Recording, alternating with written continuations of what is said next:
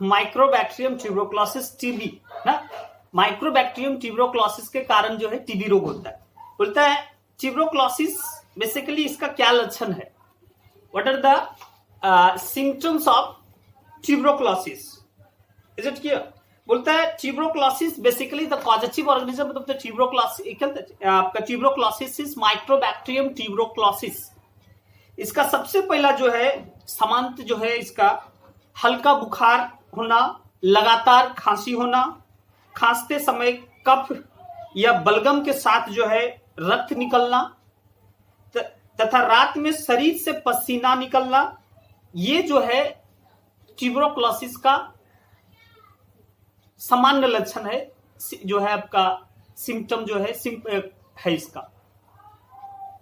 These are the basic symptoms of tuberculosis.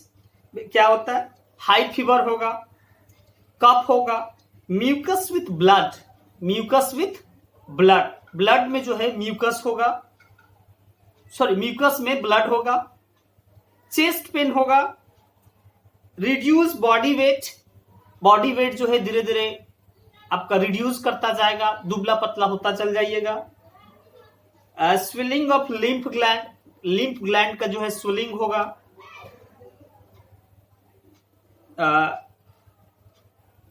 यह जो है यह रोग भूख जो है कम लगना ना, ये जो है बेसिक आपका ट्यूबरकुलोसिस का बेसिक सिम्टम है। खांसते खांसते जो है खांसते खांसते पसीना आना, हाँफ जाना, ये जो है ट्यूबरकुलोसिस का बेसिक आपका लक्षण है। क्या है, बेसिक लक्षण है। इसका इलाज एक टेस्ट आता है, मूनटो टेस्ट, ये करवाने से आपको पता चल पाएगा कि ये बैक्टीरिया आपका जो है कॉजेटिव बैक्टीरिया आपके शरीर में है क्या। कफ के थ्रू जो है इसका ट्रीटमेंट करें लगातार। यदि 7 सप्ताह जो है आपको खांसी हो तो डॉट सेंटर, जिसको हम लोग बोलते हैं directly observe treatment short course, dot centre जो है वहां जाके जो है आप ट्रीटमेंट करवा सकते हैं। इसका कफ का जो है आपका टेस्ट करवा के पता कर सकते हैं। हम लोग जो है बेसिकली अवेयरनेस के लिए 24 मार्च को जो है प्रत्येक साल जो है 24 मार्च को वर्ल्ड टीबी डे मनाते हैं, वर्ल्ड ट्यूबरकुलोसिस डे मनाते हैं। कोई दिक्कत? पहले आज हम लोग टीबी के बारे में पता किए, टीबी कैसे फैलता है, टीबी का लक्षण क्या है, टीबी जो है आपका ट्रीटमेंट का करना पड़ेगा, कैसे करना पड़ेगा, कौन से टेस्ट के थ्रू उसको हम लोग पता करते हैं, कहां जाके हम लोग डॉट सेंटर जो है डॉट सेंटर में जाके हम लोग पता कर सकते हैं, जिसको हम लोग बोलते हैं directly observe treatment centre directly observe treatment short course, वहां जाके हम लोग पता कर सकते हैं। नेक्स्ट आता है हम लोग का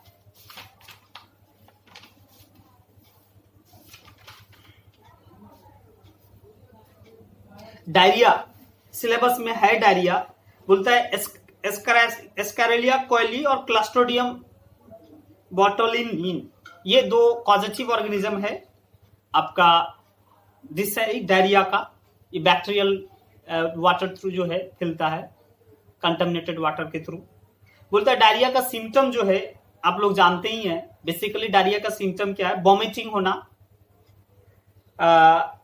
लगातार जो है आपका पासिंग ऑफ लिक्विड फिकल्स मैटर अगेन एंड अगेन, पतला जो है आपका मल के रूप में बाहर निकलना, result of dehydration leading to abdominal pain and nausea, जो है शरीर में जो है पानी की कमी हो जाएगी, क्योंकि शरीर से बहुत से मात्रा में जो है पानी का क्षय होता है, तो शरीर से जो है आपका पानी ज्यादा क्षय हो जाने से आपको डिहाइड्रेट बॉडी हो सकता है, पोटासियम का जो है कम सकता है, आपका लगातार जो है आपका दस्त होगा, पेट दर्द इस रोग का सामान्य लक्षण है। दस्त के साथ साथ कभी कभी मिचली, यही कहता है इनोसियन वॉमिटिंग होगा, ज्यादा हो जाने से, जिसको हम लोग बोलते हैं यही कहते हैं एमोबॉइड डिसेंट्री हो जाने से फीकल के साथ ब्लड भी निकल सकता है।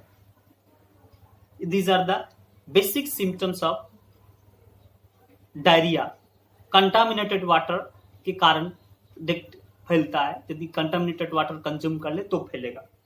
तो डायरिया आपका डायरिया का सिम्टम आपको बताएं। सबसे अच्छा रोग है, ट्रीटमेंट करवाइए, डॉक्टर के पास जाइए।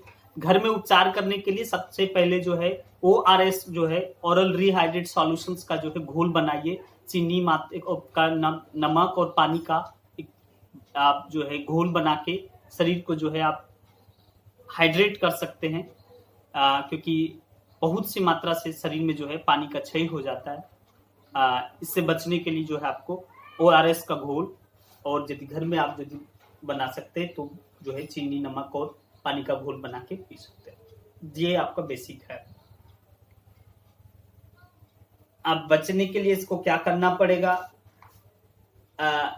कंटामिनेटेड वाटर नहीं पीना पड़ेगा, कंटामिनेटेड फूड नहीं कंज्यूम करना पड़ेगा। इसका मोड ऑफ इन्फेक्शन ये fruits, drinks and vegetables being contaminated with the bacterial toxins and viral toxins, and if taken as a fruits diarrhea result, it spreads through the cough, saliva, mucus, nasal discharge and contaminated clothing. Disease generally occurs in the children 2 to 5 years. DPT vaccines presents this disease. अब जो है डेपेथरिया का अभी जो है tetanus भी, डेपेथरिया का हम लोग वैक्सीन आ चुका है, यूज करें इसको यदि लें तो उससे बच सकते हैं। नेक्स्ट आता है हम लोग का सबसे जो इंपॉर्टेंट डिजीज है वायरल डिजीज। एड्स सिलेबस में है acquired immunodeficiency syndrome. Acquired immunodeficiency syndrome. What? Acquired immunodeficiency syndrome बोलता है। एड्स जो है बेसिकली ये जो है ब्लड जो है ब्लड ट्रांसफ्यूजन डिजीज बोलता है हम लोग इसको। जब भी HIV पॉजिटिव पर्सन का ब्लड जो है नॉन HIV पॉजिटिव के पास जाता है तो ऑटोमेटिकली जो है पॉजिटिव हो जाता है।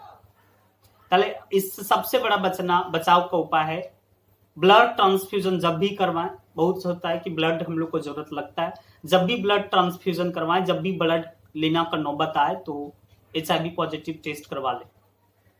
दूसरा जो सबसे बड़ा इसका कारण है सेक्सुअल ट्रांसमिटेड जो है STD डिजीज है। ये आपका इंटरकोर्स जो है करने के कारण, सेक्स जो है विदाउट प्रिकॉशन लेने जो है करने के कारण जो है हम लोग को एड्स फैलता है।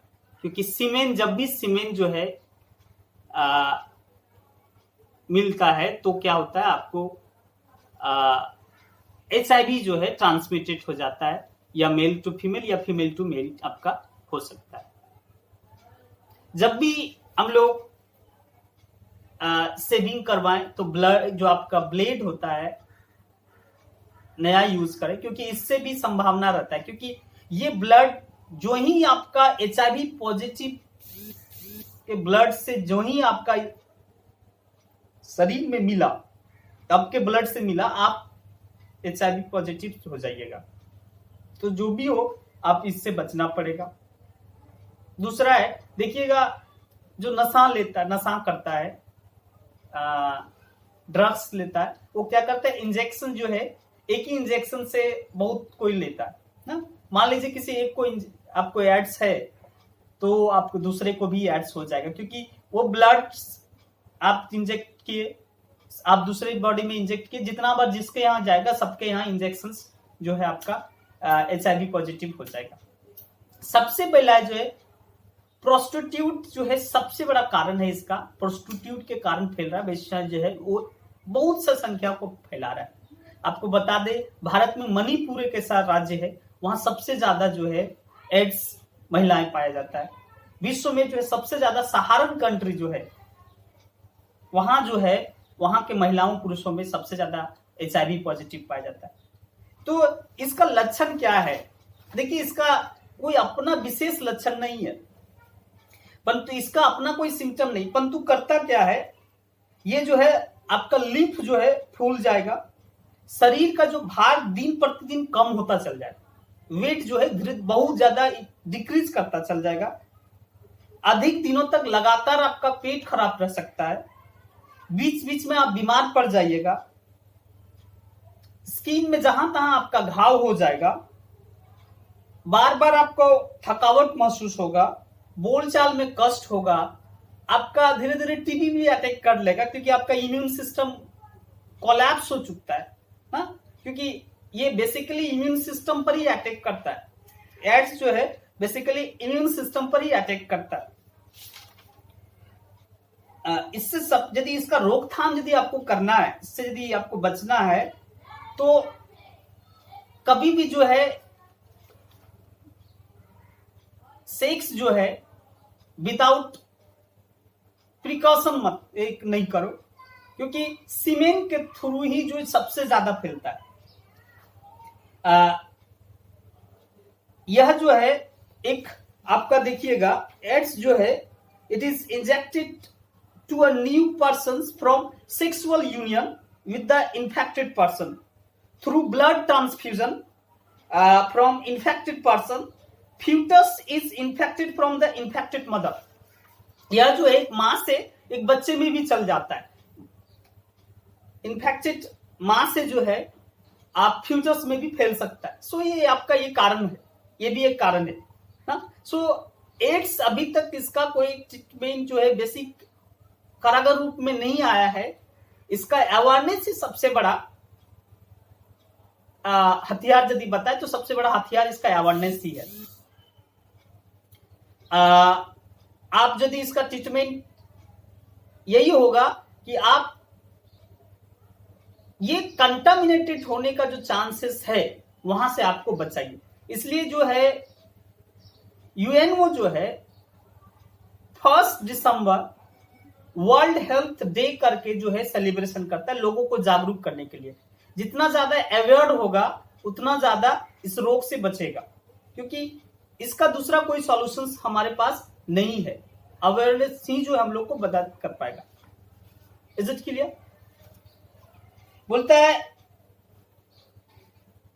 यह जो है कहता है HIV ह्यूमन इम्यूनो वायरस ना, ह्यूमन इम्यूनो वायरस, यह जो है एड्स कॉजिंग करता है acquired immuno deficiency syndrome. Acquired immuno deficiency syndrome ये एक वायरल रोग है, याद रखिएगा। किसके कारण होता है? ह्यूमन इम्यूनो डिफिशियंसी वायरस के कारण। किसके कारण? Human immuno deficiency virus.